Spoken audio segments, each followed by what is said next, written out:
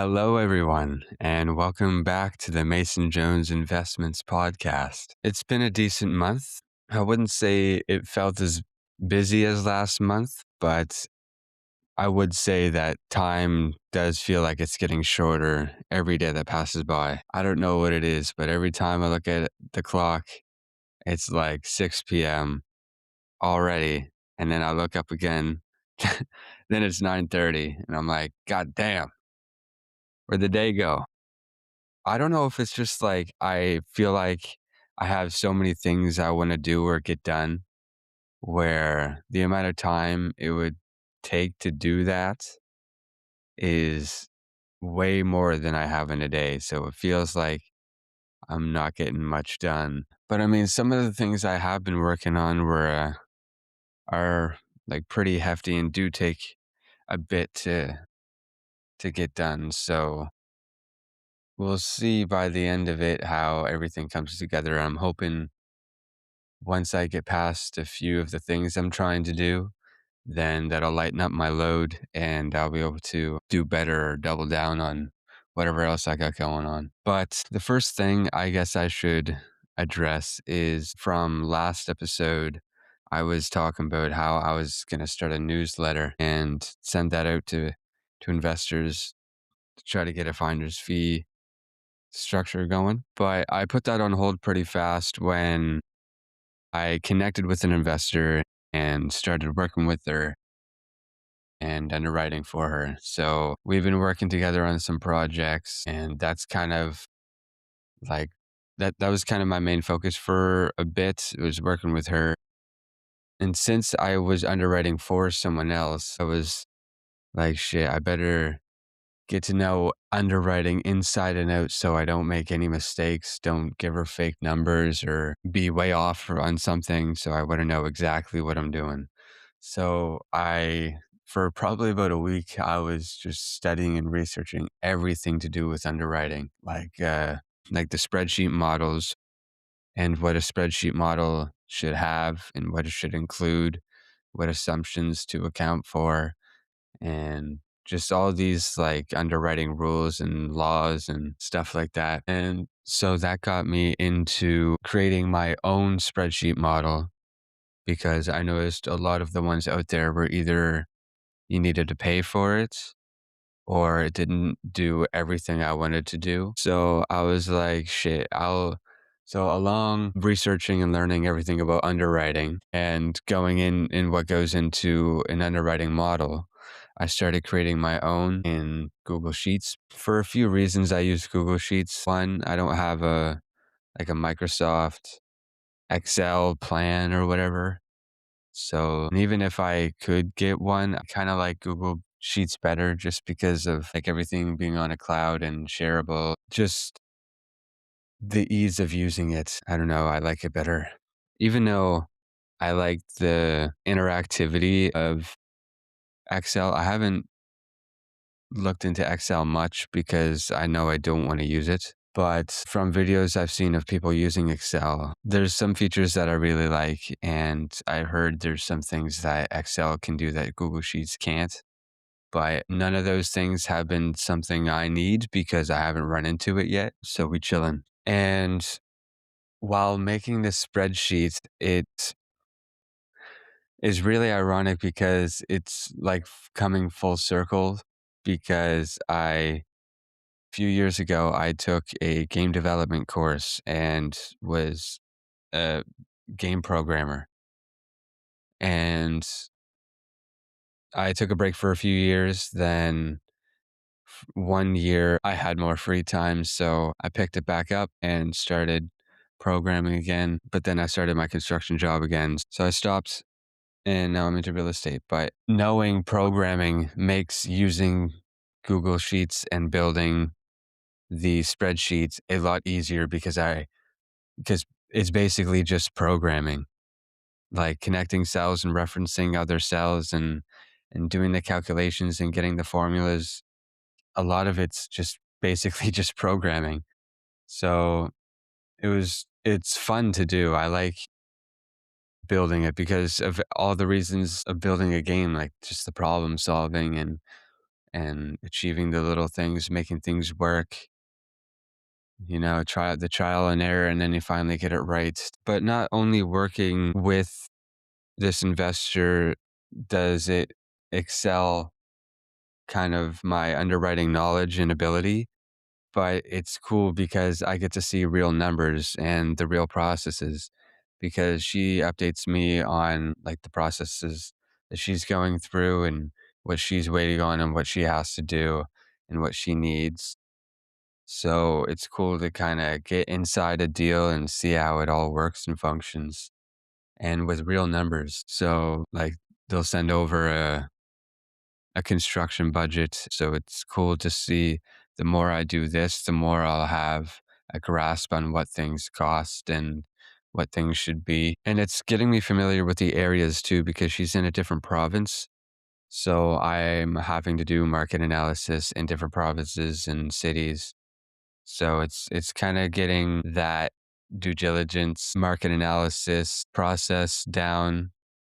It's kind of cool to do that. And then knowing the locations because I'm really bad at geography. I've never really known the maps. So being able to go through these cities and provinces and research what the rents are and how the housing is and just know the area. Then when I meet someone from that area or nearby, I have something to talk about and I know something about the area rather than it's not where I live. And all of this just progresses my position in real estate because I've been looking for experience. I've said experience is pretty much number one and that I'm like willing to do anything to get it. So working with this investor and underwriting for them and getting that experience it has been so good. And it's nice doing a good job and having these relationships because then the word of mouth begins and they start talking about you saying, this guy, I started working with this guy. He's real good and all this. Start recommending you maybe. So that's been something I've been excited doing and am excited to continue and hopefully expand on with more investors. My worry with that is that I like promote myself out too much and say like, oh, I can underwrite for anyone and everyone. Then like, I don't know. I feel like there's always two sides of what my brain tells me. It's like, if I promote myself out there, then I'll have everyone coming at me and I won't have time or the ability to do it all. And then I would like let people down and then hurt my reputation. So I don't really want that to happen. But then it's like if I don't get myself out there, then nothing will happen. And what are the actual chances of that many people coming to me that it overwhelms my ability and time? But it's a gamble because it could happen, but it could equally not happen. So it's kind of a calculated risk thing you got to do there. And the main thing that has been stopping me from promoting myself is I'm not done my underwriting model yet. So I don't want to be out everywhere saying that I can underwrite for people. And like, say I have two or three people say, okay, hi, I have these deals. Can you underwrite them? But, oh, I'm still working on my underwriting model. Give me like a week, week and a half, and then I'll get to you. And it's like, well, why are you promoting yourself if you're not even ready? Which is why I've been on the back end of things, just cruising. But eventually, like soon enough, I'm going to have this model taken care of and near perfected. Soon enough, I'll be trying to get myself out there. And something that will really help is a community I joined, the expert speaker community. And that's really exciting. There was a 3-day boot camp I did with them. It was really useful. At first, I thought it was more for like public speaking tips and training. But then I realized it was more geared toward designing a speech to sell your product or services and have people want to come to you for what you do. And I'm not saying that since it's not what I was expecting, that I was disappointed. That is not quite the opposite. I'm really glad it was what it was because it's something I didn't know I needed. And it is now something I have and is needed and is super useful. So, like with me, when I intake a lot of information, my brain is like an oven. I need it to bake in. I just need it to settle for a while and then like really just bake in my brain. So it all just like marinates. So with this expert speaker, it comes with a whole bunch of modules on. So like the guy that runs it or the guy that owns it is this longtime professional speaker. And I basically see him as like the certified god of speaking, I guess, for many facts. But one of the craziest thing is just his ability to know what to say in any given situation. Like you could throw a very unique situation and be like, how do I promote myself? How do I captivate people to like, how do I make this entertaining and make this interesting? And within 5 seconds, he'll spew like three different things that you could do. And it's like, what the fuck? Like, those are all perfect fitting. Like, you couldn't get any better than any of these.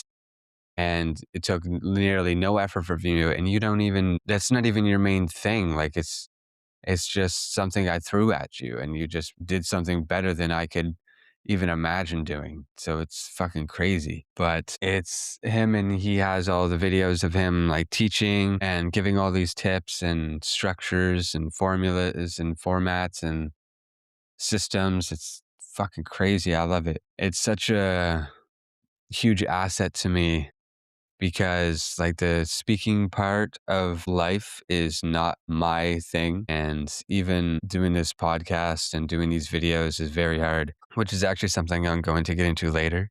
But with this 3-day boot camp, like I said, it was designed to build a speech to promote yourself or your product or service. So it was really cool because like I never saw myself up on a stage or on a podcast or anywhere, like on a webinar or anything like that.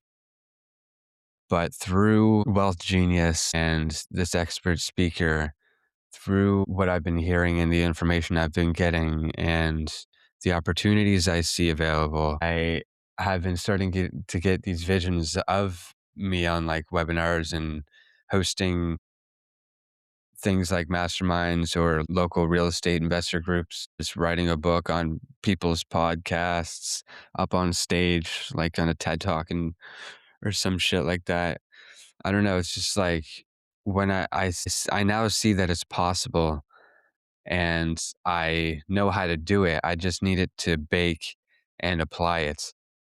So I'm in the process of that and it's really good. So with the social media in the videos and the podcast, like I was saying, I was going to touch on. I hate that I haven't been as active as I wanted to be because I want to be active and I want to be putting these videos out and I don't want to be seen as the person that just like gives up or whatever. But there's a lot of things going on at the same time where it's like, I want to promote myself. I want to get this underwriting thing going and I want to start underwriting for people and get the experience that way. But in order to do that, I need to build my underwriting model. So I need to take all the time to do that and get that done as fast as I can. Then when I have that, then I need to like perfect and do up a few more versions of the speech, then start actually getting out there and getting the word out and promoting. But it again, until I have the underwriting model done and am comfortable with taking people on immediately, then I feel like I just need to keep working on this. But then it's in order to promote myself, I need to get better at the speaking and talking to people. So I want to get better at that and focus on that. But then that would take away my focus and time on working on my underwriting sheets and even just balancing those two. Then that leaves almost no time for making videos or recording the podcast. And I know I could just take like a half an hour, and just sit down and do it. But I don't know, for some reason, it's like I just have to have the feeling to want to do it. I'm not like, I don't want to call it the motivation to say that I only do it when I have the motivation to, but I only do it like when I feel it's like I want to do, because I'm not going to sit down here and make a video when I don't want to be making the video. Like the last thing I'd rather be doing is making this video. So it's going to be a shit video. Like I want my videos to be good. So why would I make a video when I don't want to be making videos? It's not going to be good. And I know you could say, but to build the discipline and get the video out there, I value the quality and reputation of myself and my videos over being anal on consistency. As long as I'm doing once a month, I guess that's my bare minimum.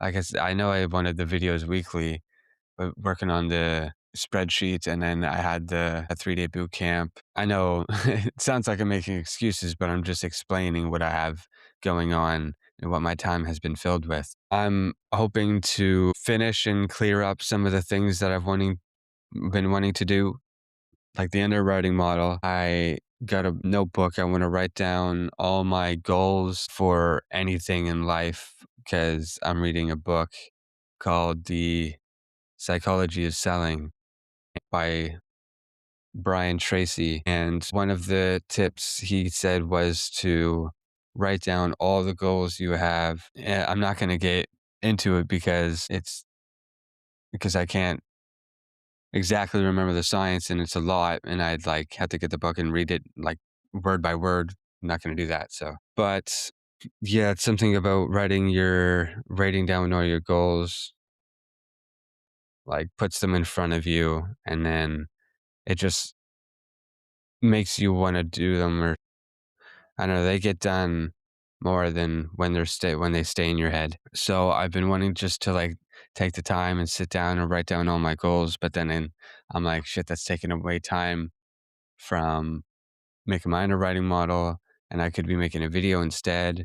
And then I'm just like, holy shit, I get analysis paralysis pretty much. But on the flip side, am trying to be wary about the analysis paralysis, and felt it a bit on my real estate journey, where I was going on walkthroughs for buildings. I was underwriting the properties and talking to the agents, but I noticed there was a pattern where no property would ever go anywhere.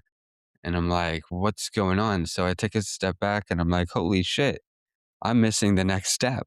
The next step is to submit an offer. And I'm not even thinking of that yet. And part of that was also because, and at the same time, like, yeah, I'm connecting with investors and stuff, but that's not really raising capital. So it's not like I was out raising capital, because I don't really know like what that means other than like going around saying, hey, can I have your money? Do you want this deal? Do you want this deal? Like, I don't understand like what the process of raising capital is, other than just making connections and asking people if they want deals. But again, you need to take the time to make connections, which leads me into what I have recently done is I realized that I was basically dropping the ball on every property I went to go view. And yes, going to the properties and getting the walkthroughs, talking to the agents and sellers, good experience, and no complaints there. Never regretted the walkthrough I've went on. So I realized I really wasn't making any progress, and was both because I was in analysis paralysis and I just really didn't know what the next step was. But I realized that, and I reached out to the agents and the brokers. So we all sat down, and well, after I took a step back for a little bit and was rethinking my plan, because for a while I was going back and forth between whether I wanted to start with 1 to 4 units or over 7. And I was originally preferring over 7 because it seems like an easier in and out, having investors there wanting that rather than looking for a property for myself. I don't know. I kind of saw that as different, but I kind of rethought everything and thought it'd be best to try for the 1 to 4 for a few reasons. One of them being I could get the first time home buyer with CMHC at 90%. That definitely helps. And 3 people are a lot better to manage than 10 for my first time handling people. And I heard that banks themselves want experience when you go that big, when you go like over 20 units or something.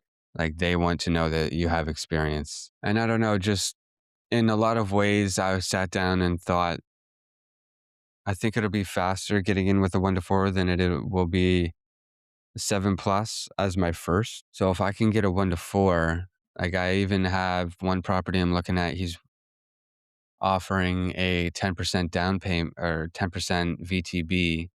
So if I could get the 90% with CMHC and his 10% VTB and have renovations rolled into my mortgage, which my broker said he could do, then that would pretty much put me in with no money. But we just need to land on a case where that is the case. Well, I say no money. I still need to come up with closing costs. And if my credit is not good enough, then I'll need a credit partner anyway. So I really like looking into my next step. I just really need to get into learning how to raise capital and what that actually looks like. Yeah. So I kind of certified my investment plan. So I say 1 to 4. I'm really aiming for 3 to 4. Ideally, I'll take a fourplex, but if I can get in faster with a triplex, then I'm all for it because I just want in the next second available that I can get in. I want. Like I cannot stand not having a property right now. So I certified my investment plan and met up with my agent and broker, went over it with them. They said they loved the plan. So we've been looking at properties and have a couple that look pretty good. So again, I just my next step is to raise capital. So that's really on the top of my brain. But the walkthroughs we've went on recently have been pretty good. So there's triplexes and fourplexes. The crazy thing is it's so underrated, triplexes and fourplexes, for just like families or anybody to own. Because if you look at the price of them, like there are some fourplexes and triplexes at the same price of a single family home nearby. Like it is crazy. And I guess people don't initially want a triplex because when they're looking for their personal house, they don't want other people living in it. But if you take a step back and think, I could get this place, act like I'm renting, like go 1 or 2 year more with living with people.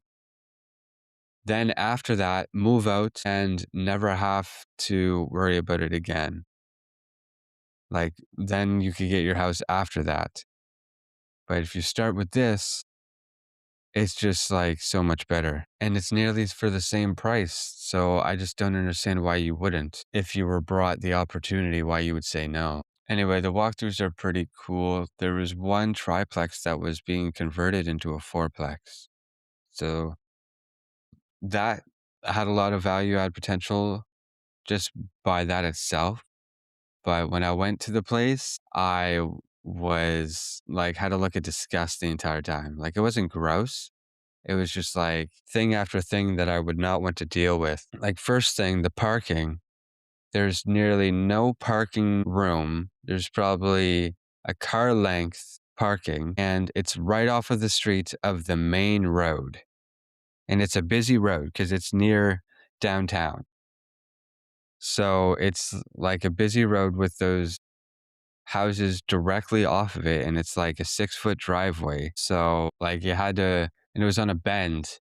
So you had to back out into the road and just on a hope and prayer that someone's not flying around the corner. That immediately was like, yeah, I don't know about this one. But then we start going in and we are taking a look around. The basement is the unit that's being converted because it was a non-legal. So they're converting it to a legal unit. but they did not finish the renovations and it basically needed a gut. Not only that, but throughout going the rest of the building, probably about 60% of the windows needed to be replaced. They were both streaking and rotting on the outside. I heard one of the tenants were a real pain to deal with, so that did not sound pleasant. And I almost fell through one of the floors of the units. It was one of the ones, I can't remember if it was the bottom floor being renovated or if something affect one of the other units, but I remember going into the room with no flooring and I stepped toward a corner and I started hearing the crack and like felt it start giving out from under me. So I'm like, holy shit. And I go back. It was dried up water damage that never got like tended to. And there was another triplex I went to the same day. That one was looking really good.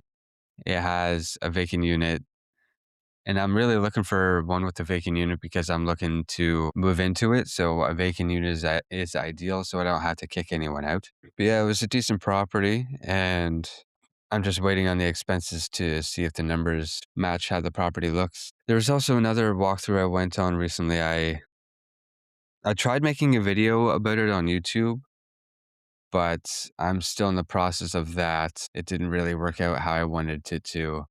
So I'm kind of looking into how to make it work. But yeah, it was a new build fourplex that looked like a DIY project start to finish pretty much. It was even overpriced and doesn't come with the warranty and definitely needed a warranty. So yeah, that's pretty much what I've been physically up to is like there hasn't been a lot going on, but I feel like it's been heavy stuff like making this underwriting model. I needed to research and learn all about everything that goes into underwriting and what goes into an underwriting model. And then I needed to actually create it and I need to finish it. So I feel like that was a very lengthy, hefty, a lot goes into something like that. And working with this investor, that was really my number one priority is to have everything to her and make sure everything's good there. Now, as of for the future, there's some like I said earlier, I had some visions of like being on podcast stages, webinars, any stuff like that. Think it's pretty cool. Not anytime soon because of the way I am and I how long I'm pretty sure it'll take for me to get to the level of the person I want to be able to do that. But some other things that came from little ideas I got from some investors I've talked to. One said to start a local real estate group because I was saying that I've found that there are none nearby. So I've been having a hard time networking with local people. And he was like, shit, you just answered your own question. There are no groups. Start one. I was like, damn, you right. So it got me thinking pretty cool. Gave me ideas like how to do it and how to approach it and stuff like that. So I'm kind of taking those and I have a plan in the back of my mind that when I get to the point of wanting to start it, I know where to start and kind of have a rough plan that I can expand on. And some of that plan is just helping people and then eventually having enough people to help that I can host my own mastermind group calls where I can just like answer questions or give lessons or whatever. And then that could lead to anything, just like even building my own course or something like that. Not that I'm going to sell out, but this information is very valuable. And if I have the time, efforts, and will to do it, then might as well. But I think the idea of just being able to get on a call where I can help people learn how to underwrite and stuff like that, because it's really cool seeing people see things come together and add up because lately a couple people have reached out to me to learn about underwriting and I've sat down with a couple people and have went over it a few times. So it's cool to see how that process is. And if I could, like, if I'm doing this without even promoting myself, like saying, hey, does anyone want to learn underwriting, or like I can help you with underwriting? Like, people are coming to me. Like, I just merely mention at some point within the call, like, oh, yeah, I underwrite or whatever, or I ask a question about underwriting, and then people will come to me. So it's pretty cool to see how, without even promoting myself, I've been able to have people come to me. So I'm sure when I come time to promote myself and get out there to actually have the goal of getting people to help, then I can start having like group calls and even local meets, shit like that. And so like having my own wealth genius kind of thing, just like my own community. Not that I'm gonna leave wealth genius. It's a wealth genius till I die, but I'm just saying, if I could have my own little side community, then that would be pretty freaking cool. Those are just distant future goals, but as of for what I'm going to take action on within the next month, just trying to raise capital, get offers in. It's tough because the agent I'm working with says he doesn't want to put in offers until I know I have capital ready and raised, but I feel like that's gonna be tough because it's not 100% how it always works. Like, I know a lot of investors want things under contract before they even consider and hopping in on a deal. So I feel it's gonna take a little longer doing it that way. It's again, I need to go all in on learning about raising capital and everything like that. So when I do get a triplex or a fourplex that I can move on, then I can move on it. And the social media, I feel like I'm going to go hard on this underwriting model so I can just get this done and out of the way so I can be more consistent on my social media, because whether it's legit or not, I've always been having this underwriting model as an excuse to not doing social media. So I want to get this out of the way so I can not have that as an excuse, whether it's real or not. I don't know. But I'm glad I'm doing this now. So I don't lose the track of everything, at least. Try not to lose the track of anything. But yeah, that's been the last month, and that's hopefully going to be the next month. So I'll keep you updated on the next episode. I hope you enjoyed this or could get something out of it, and I'll let you know how it goes next time. See ya.